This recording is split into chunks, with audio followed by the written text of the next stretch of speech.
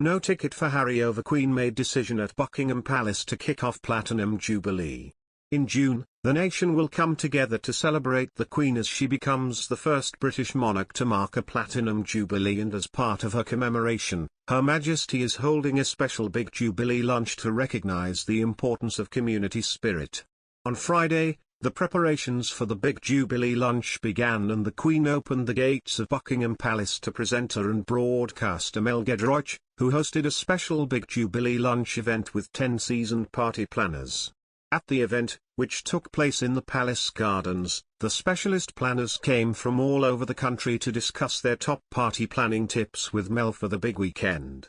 More than 12 million people across the country are planning to mark this once-in-a-lifetime occasion with street parties and community celebrations, so it's great to see the experts are on hand to help with the planning.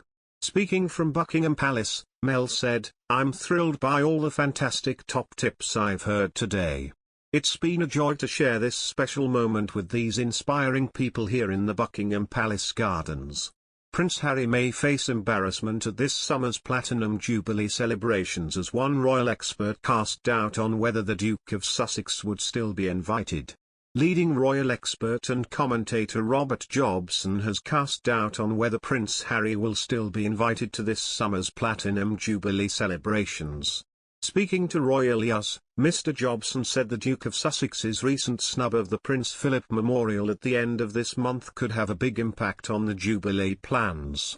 Last week, it was revealed the Duke of Sussex would not attend a service of thanksgiving for the Duke of Edinburgh on March 29 at Westminster Abbey.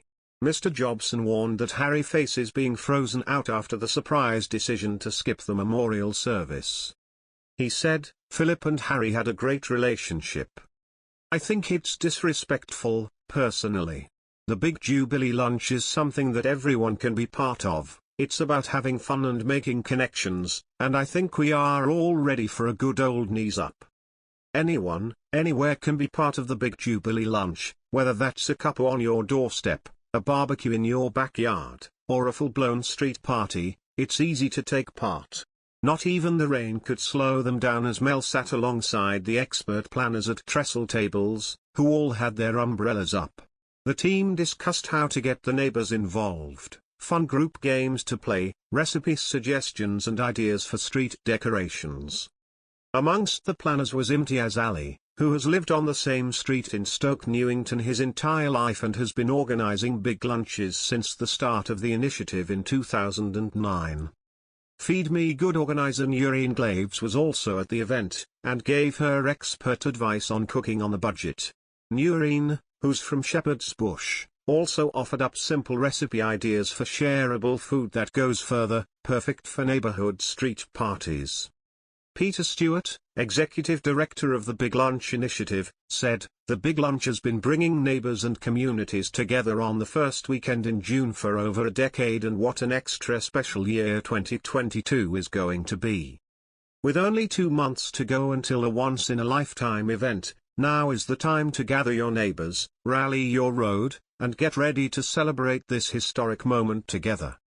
Presenter Christina Garibaldi pressed the royal expert on whether Harry would still show up at the Jubilee celebrations scheduled for June.